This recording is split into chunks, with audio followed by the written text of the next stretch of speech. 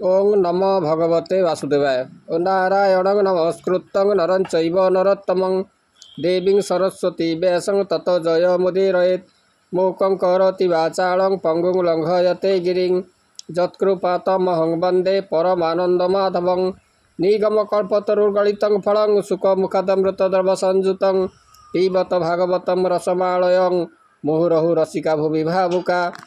आज आम अति बड़ी जगन्नाथ दासकृत ओडिया भागवतर तृतीय स्कंदर जो प्रथम अध्याय आज आलोचना करवा।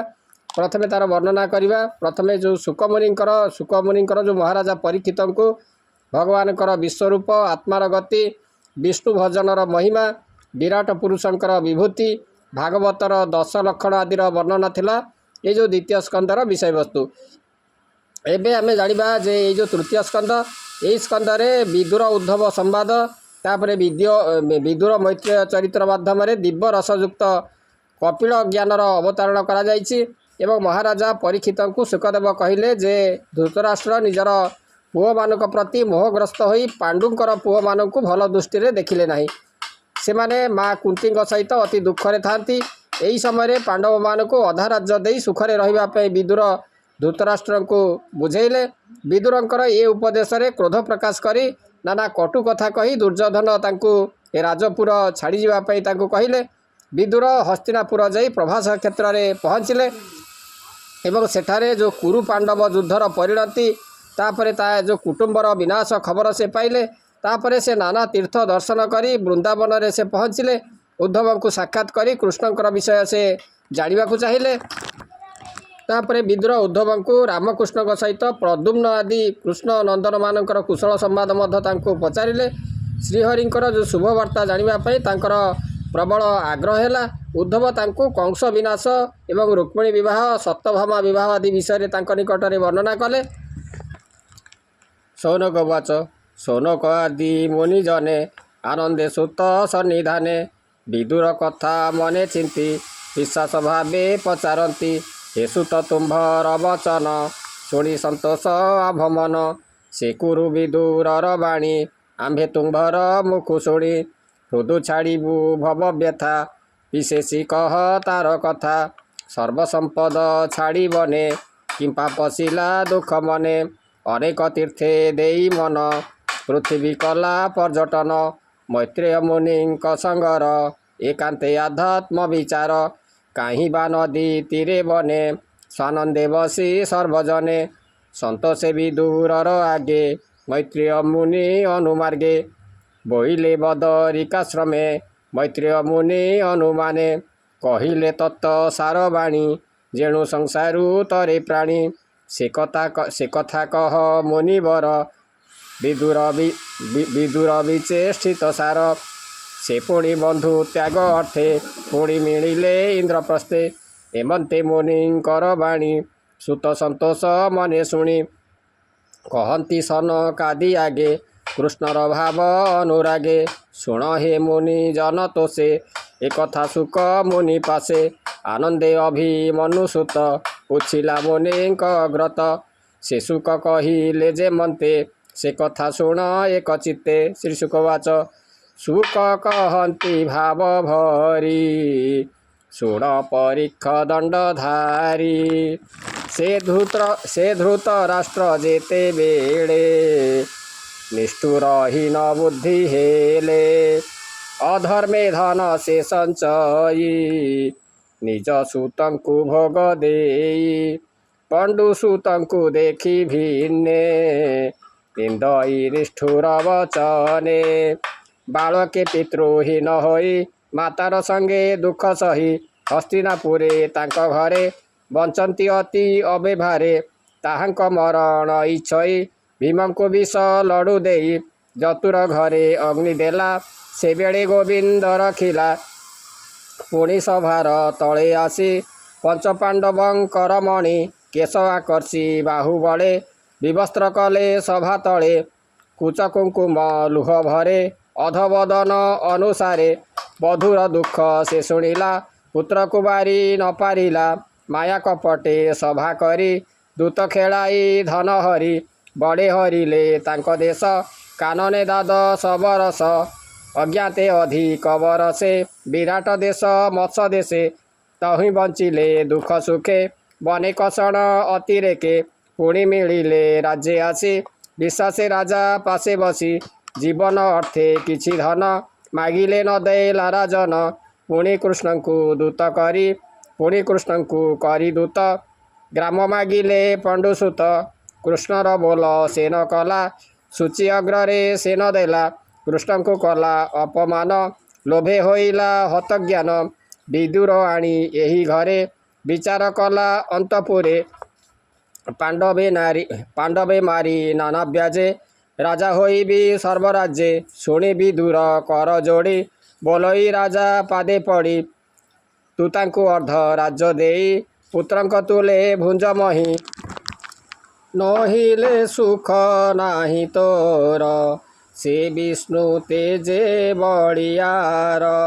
से हरि तांकु संगे घेने उच्छ्वास करिबे मेदिने से थाई तार निज पुरे पांडव वंश पक्ष धरे से कृष्ण आसी तोर घरे बसिला बांधव व्यवहारे तांकु इतर प्राय मणु मनुष्य संगे परिगणु एमंत विदुरर वाणी संभ्रमे दुर्योधन शुणी संगे अछन्ति तीनि जन कर्ण शकुनि दुःशासन पोलई कुपित धरे आकर्षि दुःशासन करे ए दासी पुत्र मोर घरे बसई बांधव व्यवहारे ए मोर नित्य अन्न खाई पंडुसुतंक हिते थाई कृष्ण को घेनी भोले नित्ते मोर विनाश घेनी चित्ते एमंत बोली विचारिला कोपे अनेक गाड़ी देला दशनेका मोड़ी अधर बोले भंडारू दूर कर एहाकु दंडे हे नथुआ राजू बाहर करी दिय एमंत तार वाक्य शुणी वज्र पड़िला प्राय मणि एमंत निष्ठुर वचन शुणी होइला हत ज्ञान ज्येष्ठ भ्रातार तुले थिला राजा ही आश्वासन कला तखणे उठी से विदुर चित्ते चिंतई चक्रधर विष्णुर माया विचारिला तक्षणे वनस्ते पशिला संपद तुच्छ प्राय मणि मन चिंतई चक्रपाणि हस्तिना नगरु बाहार तीर्थ गमने से विदुर मिलिला जाई घोर बने भ्रमई ऋषि विप्रस्थाने मने चिंतई तीर्थ गति हरि भकते जहि थान्ति निराश करी आत्मवन ग्राम पाटणा उपवन सुवर्णगिरी कंज देशे भ्रमई तीर्थ पुनः आसे पुनः सरित पुनः सर निरते भ्रमई विदुर अनंत सिद्ध लिंग जहि शुद्ध पवित्र पूर्णमयी एमंते अरखित वेश अधर्म नाही पूर्ण देश हरितोषणे जेते व्रत तपे तोषई अविरत एमंते भारत बरसे अधर्म नाही पूर्ण देशे तहु शुणिला साधु वाणी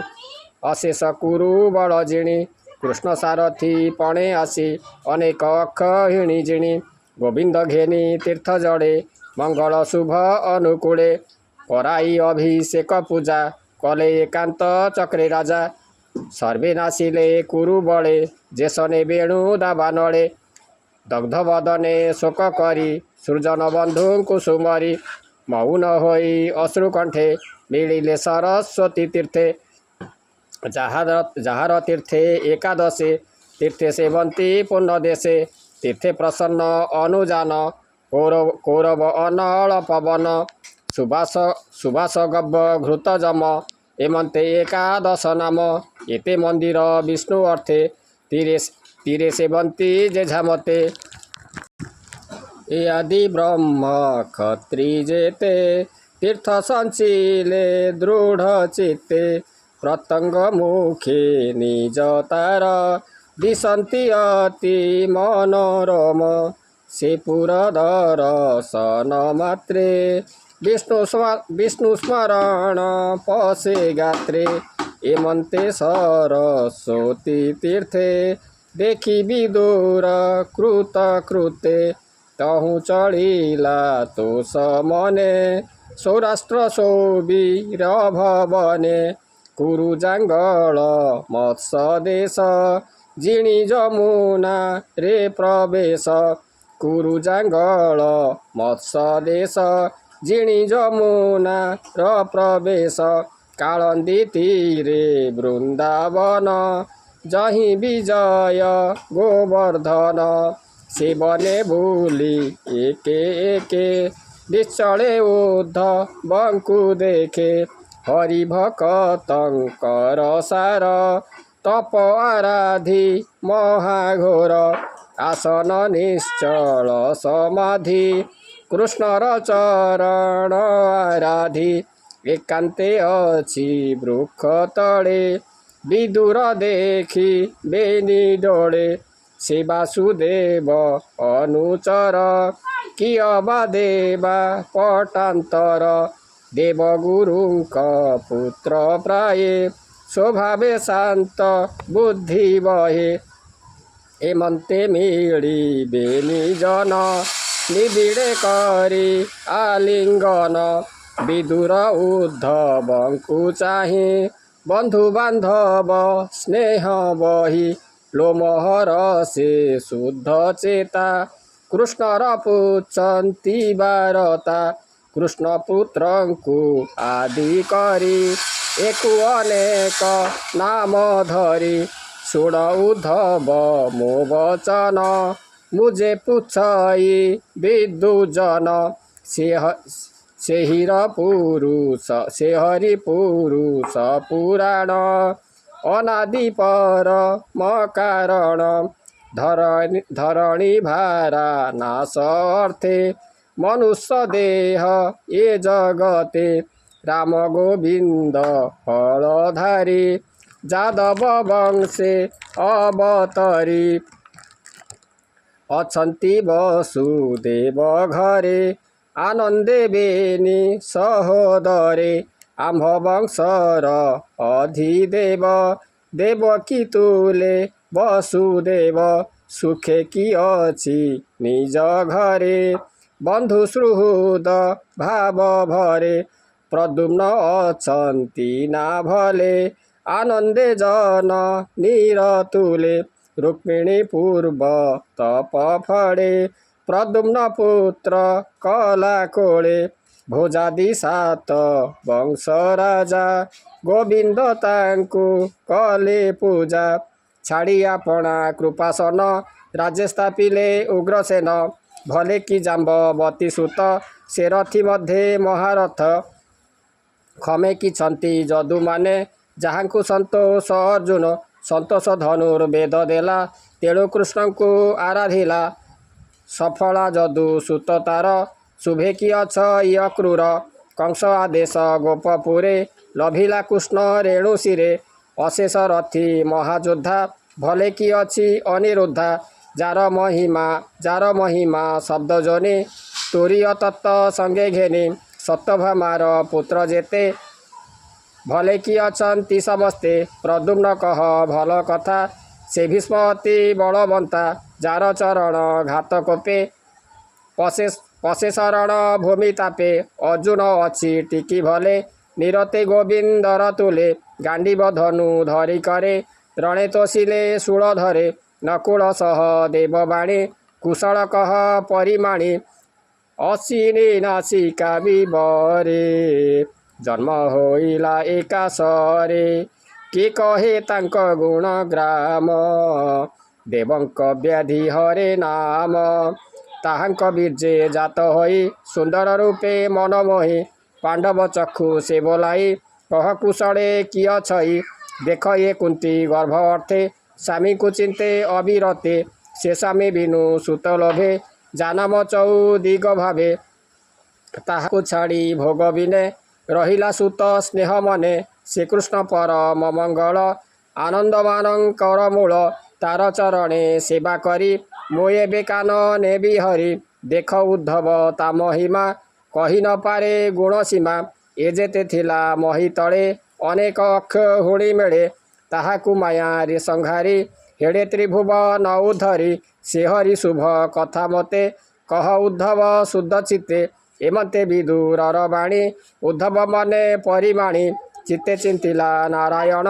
सुजन एक मने शुण हरिचरित सुधारस कहिले जगन्नाथ दास इति श्रीमद्भागवते महापुराणे परमहंसां संहितां वैयासिकां तृतीय स्कंदे विदुर उद्धव संवादे नाम प्रथम अध्याय। ओं नमो भगवते वासुदेवाय।